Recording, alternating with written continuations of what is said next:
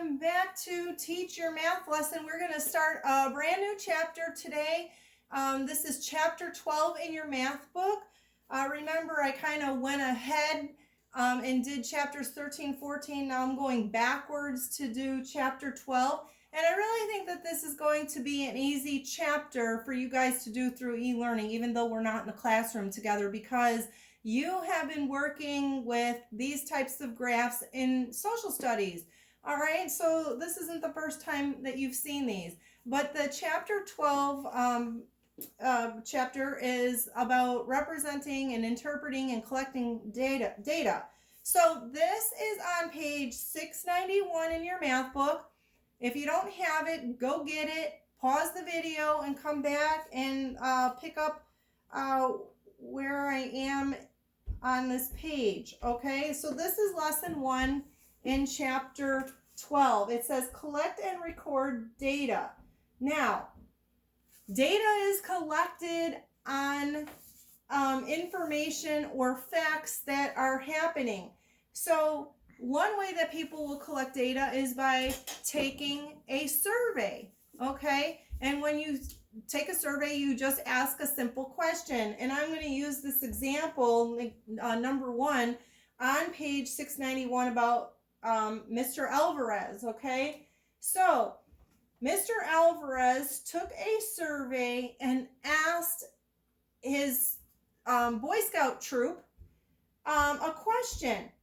And he would not be able to remember everybody's answer, so he would have to keep track of the data that he is collecting. And one way Mr. Alvarez could do that is by using a tally chart. Okay, so we are going to use tallies to record information. Now, a tally mark equals 1. All right, and let's just say I had 25 people I was asking a question to. It would be really hard to read my tally marks if I went like this until I got to the number 25. It would take me a while to go back and recount the data that I'm collecting if I didn't have a way to group my tallies and to be able to read them quickly. So I don't want to just make a list of 25 tally marks. I want to record my tallies on a chart, and after I record 4 tally marks, then when I get to the 5th one, I'm going to put a line through it, and I'll have a group of 5. Okay, so if I have 5 people, let's see, what question did he ask? He wanted to ask, what is your favorite camping activity?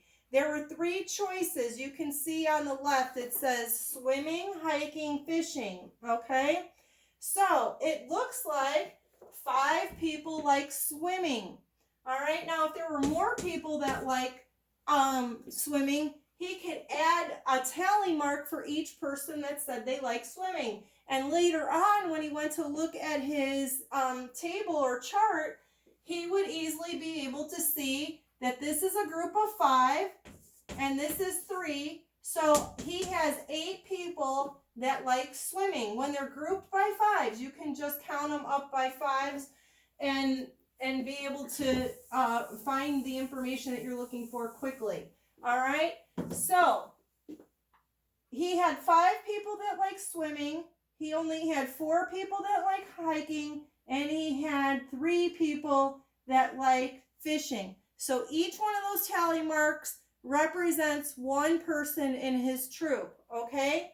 So when you are using tally marks, okay, on your tally chart, that is, you can use a tally chart to record your data, or you can use a frequency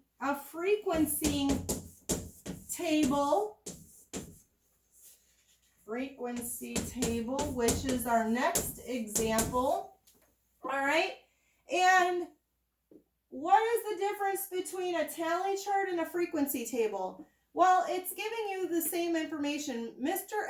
Alvarez is going to have the same information regardless if he chooses to use the tally chart or a frequency table. If he wants to use the frequency table, instead of writing a tally mark, he would just write the number. Okay? So for example, we know that for swimming, there were 5 people that like to swim. So he just wrote the number 5. It's like me counting in my classroom. Okay, how many want to have pizza for lunch? 1, 2, 3, 4, 5. I write the number 5 down. Okay, instead of using tally marks. All right? And then they want you to do the rest of the chart. On the frequency table here, how many people liked hiking? Well, you just look back at the tally chart where they gave you the information already, okay? So, according to this, 4 people liked hiking. And the last one, how many people liked fishing? Well, 3 people liked fishing, all right? So, you can see how many people he asked altogether. You could add up these numbers and see that he asked 12 people in his troop what their preferred activity was for hiking. So that's all you have to know. How to use a tally chart, how to use a frequency table. Frequency table is just writing the number, okay? So on page 692, you're going to practice this. They gave a frequency table, and you're going to have to take that information on the frequency table and put it on the tally chart. So you're going to make your own tallies. But remember, if 7 people, what is this one about? The data shows the sports cards most frequently traded in Mrs. Patton's class. Organize the data in a tally chart. So how many people liked basketball? Well, you're going to rewrite the names onto the tally chart by using this one over here from the frequency table and use tally marks. So the first one, it said basketball. There were 3 people that like basketball. You're going to use 3 tally marks. All right, so they gave you both kinds of tally, frequency. You're just going to use those to fill in the information on the chart.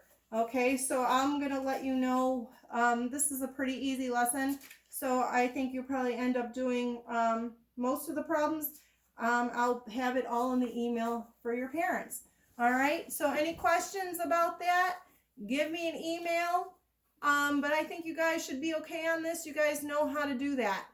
You've kind of done charts before. All right, so I will see you later. Bye, guys.